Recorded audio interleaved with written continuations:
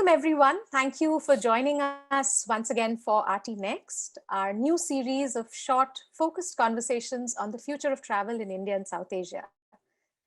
As post-vaccine travel picks up pace in a few countries this summer, we wonder what's next for us. We wonder what the most important global trends are. We wonder if they will endure and whether they will help shine a light on the Indian travel sector's recovery in 2021 and 2022. At Outlook Responsible Tourism Initiative, an affiliate member of the UNWTO, we're really optimistic about the road ahead. And we believe, even at the cost of sounding trite, that there's light at the end of the tunnel. The question is, how do we get through that tunnel together as a community and build together, build something that is better and more resilient? And that's exactly why we are reaching out to the experts and the doers, the policymakers and the policy implementers for the RT Next series. We're really hoping they can help us plan better for the future and more than anything else, give us hope. I'm Shweti Banerjee, and I'm here today with our very first international expert on this series, who also happens to be someone I rely on routinely for advice, Ms. Megan Epler Wood, a global ecotourism pioneer, conservationist, research leader, and consultant on questions of managing sustainable tourism for destinations, businesses, and civil society. Megan has worked not in one or two regions, but in over 35 countries across the globe. And over the last decade, she has also spent a lot of her time sharing her vast knowledge and experience with packed classrooms at Harvard and Cornell University. Welcome, Megan. We're very, very excited to have you here with us. We're really hoping you'll share a global perspective with us on how tourism can heal and recover. But, thank you for joining us, because I know that the time difference is such that it's pretty early in the morning for you. I hope that's okay. Oh, Shweti, it's a great pleasure for me to join you. Thank you so much. Megan, let's jump right in, because we wanted to keep this short so that more people would watch it. I just wanted to quickly ask you that in the light of your last report, a Marshall Plan for Tourism, also the previous report, The Invisible Burden, do you think COVID-19 has been a crisis or an opportunity for us?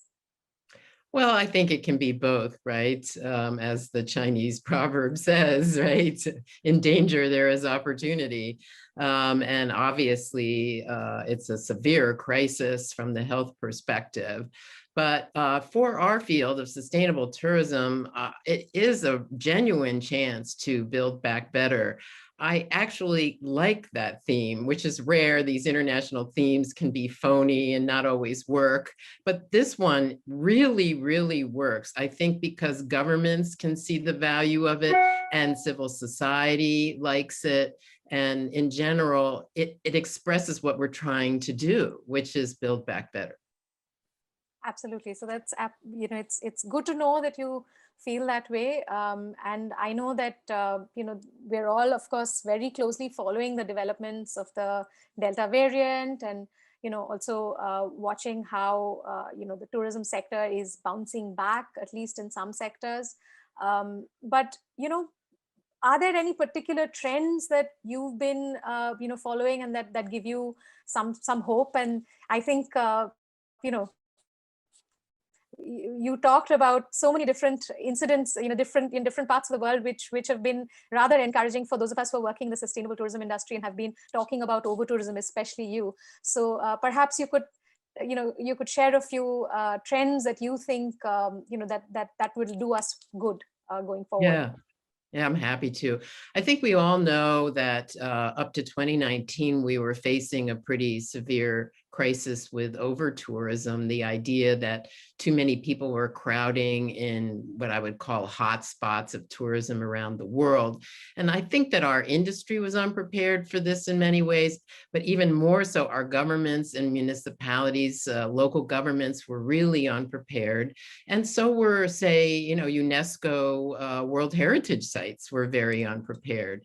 And so that really led to a lot of discussion and even protests, as we know. And then when the pandemic hit, everything stopped. And of course, that led to a really interesting period of reflection that also, I believe, has been really enhanced by the opportunity to reach out to everyone by Zoom.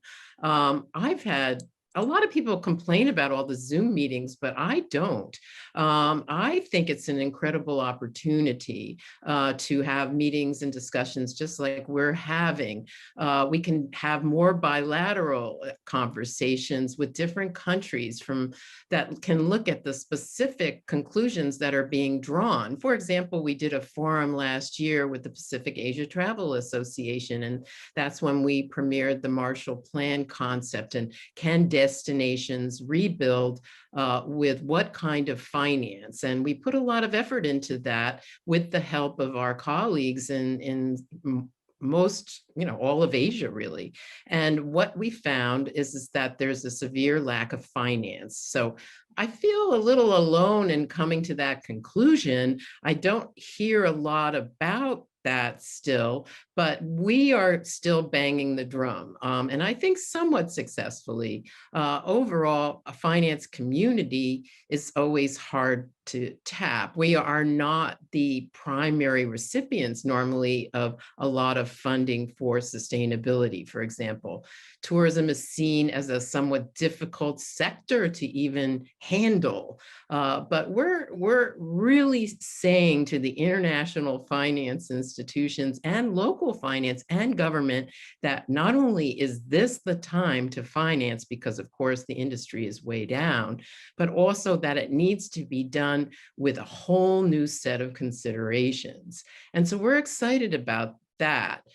There's actually a global trend now, which we have really found to be encouraging in the field of concessionary finance. So what that means is that public and private financiers can get together, and the public financiers really are the ones that provide the concessions. And then you try to go for this international trend and impact finance and combine the two.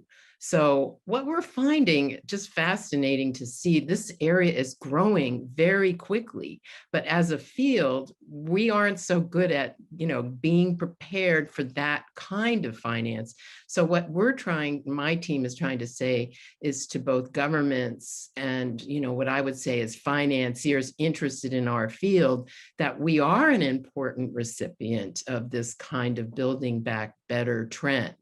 And that, in fact, we're not going to be a more sustainable industry unless we have the kind of infrastructure that we need. In particular, don't we want to have more solar in tourism destinations? Don't we want to have better and more, for all residents, wastewater treatment and solid waste treatment? And so what we found with the Pacific Asia Travel Association is that indeed there are programs that are financing those issues, and that many of our tourism destinations are in small cities that could actually really benefit from that. So we're trying to help others to conclude that this is the way to go. Perfect. So, Megan, just to try and ask you another follow-up question to this, really, there are a lot of, there are a lot of countries that are reconsidering the way they've been doing business. As they're not going back to business as usual. We're seeing trends, as you pointed out recently, that Venice, of course, has has asked large cruise liners to stay away. Amsterdam is cutting down on the number of tourists that it wants to have every year, and taking that hit. They're willing to cut down and take that hit in revenue. Even in a place like Costa Rica, which really opened up to the world very, very quickly, they are looking at they're looking at encouraging travelers to carbon offset and use that money. So I mean, coming back to these these various incidents, and how do you see, for instance, this kind of carbon offsetting, or the kind of sort of taxations or better processes that governments are looking at? Do you see that more and more people would do this, or do you think it's just a flash in the pan, and that when business resumes, people will be tempted to to basically bring in as many tourist dollars as possible? Well, I think it's going to be a combination of the two, and that There will always be the pressures of business to continue to expand. During the pandemic, I had some really fascinating in-depth conversations thanks to what the UNWTO forums have been doing. I met some folks who just work in hotel investment at the highest level. And their incentives are all about the number of rooms that they're going to build each year. And so I'm actually going to be joining some hotel investment forums this fall because that's a seriously flawed idea in the current environment when we're trying to investigate how to manage growth, right? And they felt that internally. They couldn't speak publicly about it, but in fact we have those kind of incentives. Similarly with airports, Shorty, I mean, I've raised this in Vancouver at a forum where there's a lot of interest in discussing how to bring more value add, right? How do we have those higher quality tourists? And it was a meeting of municipal government. So it was a really great conversation. And I just raised, well, you need to look at your ports and your airports because they're operating on often very different incentives. They're not often part of the conversations that we have for responsible tourism. And their overall goal is usually to, add gates and add more airport capacity. I mean, how many airports are actually getting smaller? I mean, that's not happening. And the same with ports. That's why what happened in Venice is, I think, one of the most interesting things that's ever happened in the history of sustainable tourism. And it just happened last week. And that is that Italy announced that they will no longer accept even medium-sized cruise ships in their port. Now they are going to relocate them to a larger port because the problem has been that they're going into that tiny port, and I'm sure many people have seen those photos. They literally loom right over the city. And it's dangerous. There's been near accidents and this type of thing. So it is a combination of safety as well that needs to be considered. But in Asia, you all are in the dead center market attraction for cruise ships right now. And of course, the growth of airports. Whenever I teach about airports, I always show the number of new airports that are being built in China at any one time. And, it's enormous. So we talk a good game, but when it comes to actually talking realistically about what it's going to take to lower volume, it seems to me those entry points need a lot more discussion. Yeah, absolutely. Absolutely.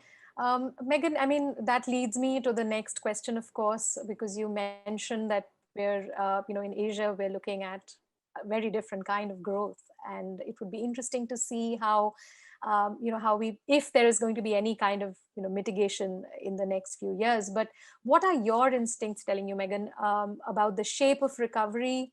And I mean, I don't know if you want to hazard a guess at the timelines as well. In the APAC region and particularly in South Asia, in places like India and, around in Sri Lanka and so on. So what is your hunch? Well, I can't say, the timing because of all these variants and how they're spreading and the rate of vaccines. And I'm not enough of a public health expert to know how well that vaccine distribution is going to go and how well it's going to combat these new variants. So I think it's just too hard for me to guess the rate of recovery because I personally believe it's all based on getting the global community vaccinated. And there's going to be, certainly speaking from the United States, I've listened to some very, very good arguments that the US should put more financing than we already have in getting more vaccines to the general public around the world. So I support that idea. But in terms of how are we as a community or you as a community in South Asia going to prepare? Well, I think it could take a few more years easily. And so it gets back to what I'm saying, which is like, this is in a way, a golden opportunity to go after restructuring. And one of the things beyond the finance area, I've had the governance forum at Harvard that you participated in, and that was a really good opportunity to bring decision makers from government and civil society from around the world to discuss, do we have the right situation to make good decisions? And the answer was, as you remember, no.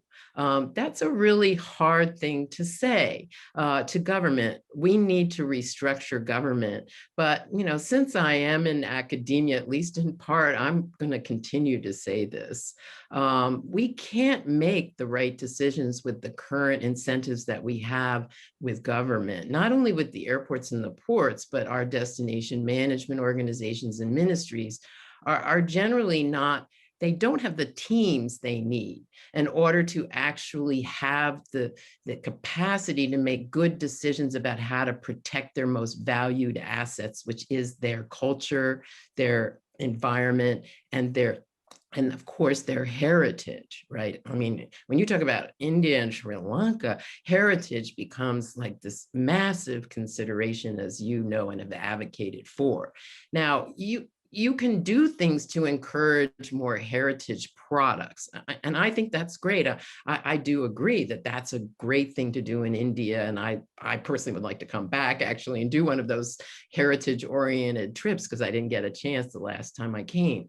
But I do think that it has to be more than product development. It has to be a whole set of efforts that are financed to protect heritage and to protect environment. And when I did visit your Responsible Tourism Forum, I remember hearing about the dolphins in, I forget, it was one of the Goa. bay. Goa, yes. And Yes. how, the jet skis or whatever they were, there was a serious problem with harassment, and not to mention probably, affecting their birth rate and all of these issues. Now, it's good for the NGOs to advocate and do the science on that. I thought it was excellent. But what we don't have is the authorities to deal with it, right? Because they're too separated from tourism. So what we're really advocating for now is municipal authorities to add tourism experts that are paid for by tax. That means redirecting tax. So there is plenty of money to do that in a place like Goa, right? But it has to mean that new people are going to be, on the scene managing these issues so that the civil society isn't just left helpless, right, to stop the problem. So that's what we're advocating, and I am working with the UNWTO and their Department of Innovation and Education on addressing this issue with the training issue. So big announcement coming this fall. Oh, excellent. That sounds fantastic. Hmm. I'll certainly keep an eye out for the announcement. As an affiliate member, we are always looking for opportunities, and I think we don't do enough to explore how the UNWTO can help us, or other such organizations can help us. But there's a wealth of knowledge that I think, that we could all dip into, especially now. And in fact, I mean, you have already highlighted, a few thoughts that you had about restructuring and recovery, and how the governments could aid that. But are there any other specific pointers that perhaps, pieces of advice that perhaps you'd like to share with, with the policymakers, or policy implementers at the government level in India or in any of the South Asian countries? Yeah, I would recommend when we get past the crisis. I mean, this is the tricky part of handling the crisis, right? Is that I understand that people are pretty tied up with the crisis, but certainly, and I don't know how India will handle this, but I've told you I'm working a lot in Canada, and I see Canada is not, they're still in the crisis too, right? So they haven't emerged yet, but their policymakers, I think, offer some pretty interesting reflections. First of all, they are tying all decisions to climate impacts. I love that. I personally feel that all decisions in tourism cannot be divorced from the idea of what is the climate impact of tourism. Now maybe there's a fear factor, right? But what I'm saying, I just want to say, is not scary. It's actually just a way of making good decisions. And at Harvard, we researched this for years, and we continue to look at it. We can do holistic accounting now. We've proven that with German government support, that we can account per tourist carbon emissions when they're in country, not just when they're flying in. Now, once that kind of tool is applied by any destination, they can then begin to look at, okay, what are we going to do about our infrastructure to make sure that it is as carbon friendly as possible? Now, in Canada, I wouldn't say that they're doing it yet, because they're not. But what I would say is that their structure for finance now within, the municipal system is to encourage municipalities to lower their carbon emissions. And say in India or any place else, if a big proportion of your emissions is from tourism, you can't ignore that. And in Canada, they're not gonna, they're gonna look at that. But what I find in many countries, and I can't speak to India, is that the idea of managing carbon emissions is divorced from tourism. I mean, absolutely divorced, and that all plans are pretty much laid out as if, the problem of climate change isn't even happening. And I'm calling for the world to please stop this, that we have to tie our decision-making on tourism growth with what are the carbon emissions. And you think that offsetting is something we should do as well? I mean, apart from, of course, actually addressing the problem and looking at, systemic issues which could be corrected across the country. You do think that it's a good idea? I mean, I just have to ask, because I which know. side of the fence One are of you the in? trickiest questions, and it's very politically tricky, but hey, I mean, I've been studying this for a long time, and Absolutely. I'm not going to give you an advocacy position here. What I've looked at is that, in fact, we have more carbon than we can possibly manage right now from the travel industry by, setting out a carbon diet, right? But, a carbon diet is needed. Right? We all have to be responsible for our part of that carbon diet, and India's got a huge part of that. And don't forget, in India, a lot, if not all of that, much of that is domestic tourism. So you have to include international and domestic tourism in your plan for your carbon diet. Okay, so, like India's got a plan for a carbon diet. That's great. Let's see that. Now, and then I want to see the numbers on that. Okay, then, yes, let me see how much you want to offset. How will that work? Well, I've heard a lot of criticism, but here in the United States, interestingly, there's more of advocacy for it. Why? Because we have a very strong forestry community here, as do you. We have that in common. I've worked with a lot of foresters in your part of the world, and they are terrific resources. They should be part of that discussion, because you need to have a forestry plan within India so that that money can go towards reforestation in your own country. I think what people get afraid of, and I understand, it's tricky. How can you be sure that the offset money is going to the right place? And if you just go to the international carbon market, I'm not saying it's bad, but it isn't like reinvesting in your own economy.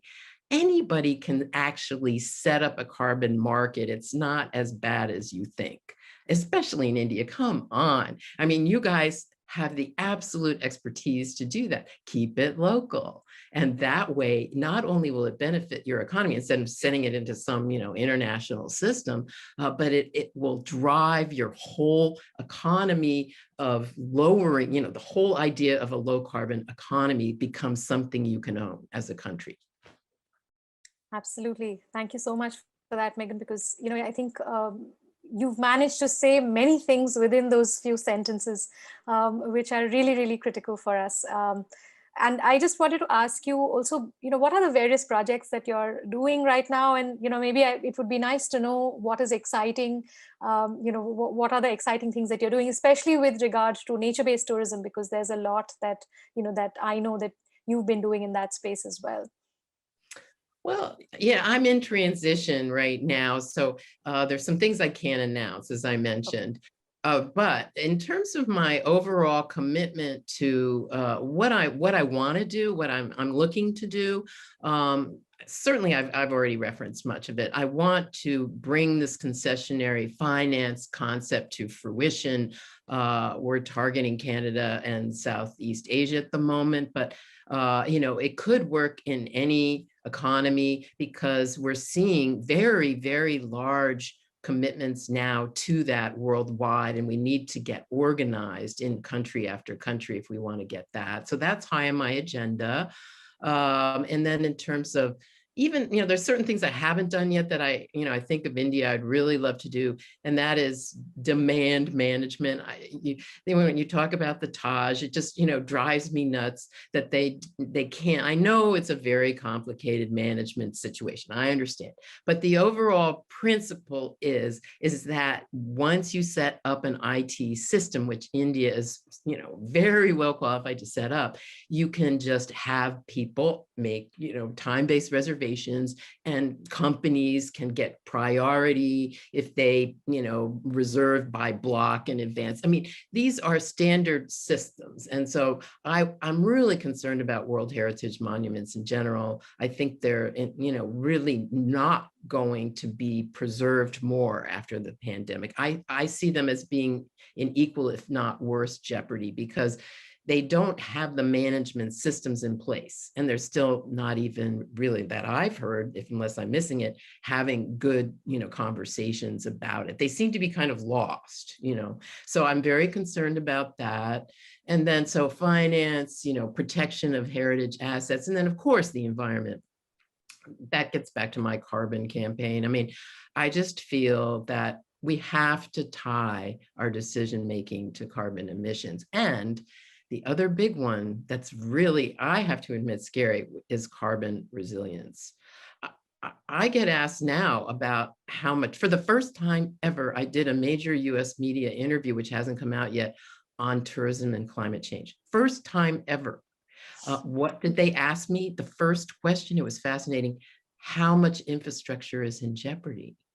I have never had that question before.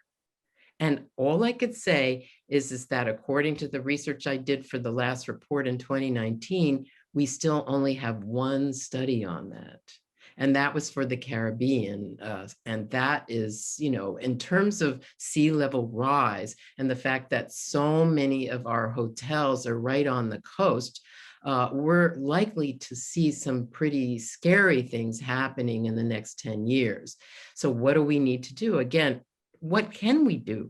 We can put in, systems of barriers. We can add natural barriers. We need to look at, as a community, as a hotel community, especially in country after country, where, what is the level of jeopardy that your facilities are in? Because they likely are. So I don't even want to lead that necessarily. I just want to be sure that someone is doing it. Because if you see everything that's happening this year, as you know, with the wildfires and the way that they're spreading here in Oregon, I was just reading the paper this morning, the wildfires in Oregon are now creating their own weather system, for heaven's sakes. So it's, and today I'm on the East Coast, right? I had a moon that was orange and a sun that was orange because of wildfires on the West Coast. Okay. Wow. So Wow. we're seeing that move, Cyprus, I've been working with them as reporting wildfires. And so we're seeing those fires, but obviously the sea level rise is coming. It's coming. So I think we're, I'm starting to say, and I've been cautious, but we are in an emergency and we need to act like we are in one. So I'm trying to just allocate my time as much as I can to helping people to make good decisions. So, Megan, just one last question: how do you think the local communities could participate in change in the next few years? Do you think that's already happening? Yes, well, I think it is partly because of the pandemic. Because tourism disappeared, of course, that created both a lot of hardship for many people that were working, right? But it also, for local residents, I think that they just noticed that their well-being was better. Sadly, that especially in crowded destinations like Venice, Amsterdam, and Honolulu. And so just in the last week, I've been dealing with all of those cases. And what we're seeing is that local residents in these destinations are standing up to government now. They're not satisfied anymore with being told this is a fait accompli. It's something that absolutely we cannot change the tide on. We need to accept these cruise ships just as they are. We need to keep expanding our airports, and we need to accept as many visitors as possible, right? And the local residents are saying, no, we don't believe that that is the best thing for our well-being. And we do want to change. We live here, you know, it's our right to suggest alternatives. And so for people in my line of work, this is music to my ears. I think some people would be surprised to hear that, because you know, I support tourism, but I support it in a way that also provides well-being for local people. But you can't win that argument unless the local people, you know, really do speak up. Otherwise, you know, they're not my allies. They're innocent victims is what they are. And I can only speak so much for the innocent victim. But if they say, wait, no, we want change, like all change makers, then it allows us to speak more forcefully with the power players.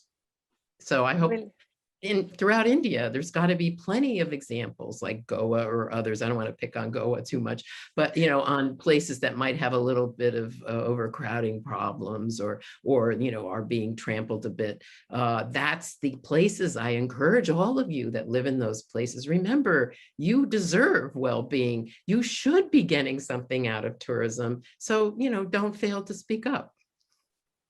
Absolutely. Thank you so much for doing that, Megan, because, you know, it is this kind of leadership that will, you know, that will hopefully help us build some sort of barrier, you know, and or slow it down to whatever degree possible.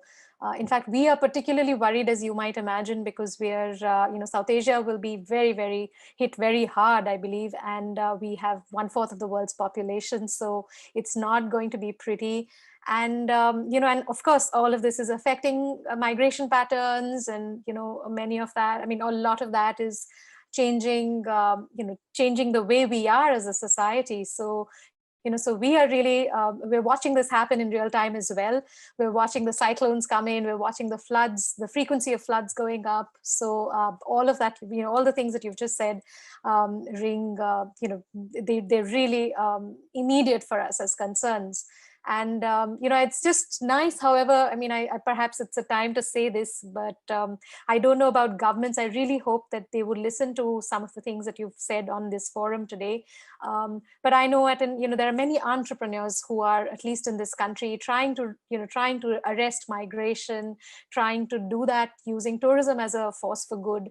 So you know, there are many linkages. There are many fantastic ways how, like you said, we can, you know, we can balance it out, both tourism and climate change. You know, we have to address them simultaneously. Yes, so thank you so much, Megan. I think what I'm taking away from this conversation today is that financial restructuring, technology, and you know, and just commitment to mitigating climate change. Those are the three things that, you know, that perhaps we could be looking at And carefully. training, And special. training. Yes, Specialized absolutely. training. Absolutely. So Mhm. thank you so much for your time. And I hope we can lure you to our part of the world when the skies open up a little bit soon enough. And let's hope that we can work on projects together very soon. Thank you so much, Megan. Thank you for your time. Thank you, Short. It was a great pleasure. Thank you.